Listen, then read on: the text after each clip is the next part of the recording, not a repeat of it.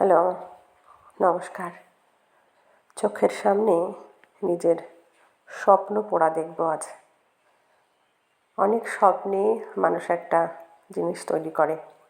যখন সেই জিনিসটা নিজের চোখের সামনে এইভাবে পোড়ানো হয়, তখন কতটা খারাপ লাগে বা কষ্ট হয় আশা করি কাউকে বলে বোঝানো যাবে না।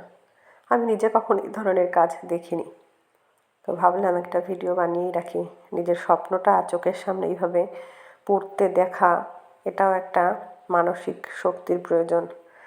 চোখের সামনে এইভাবে পুড়িয়ে কিভাবে আকার রূপ মুহূর্তের মধ্যে বদলে গেল।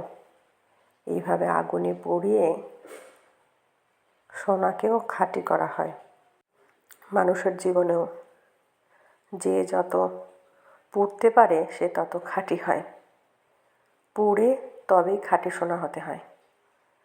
এই যে দেখুন আকৃতি, কিভাবে পুড়তে পুড়তে খাঁটি হয়ে গেল। খাঁটি সোনা কখনো চোখের সামনে দেখিনি, আজ দেখব এবং আপনাদেরকেও দেখাবো।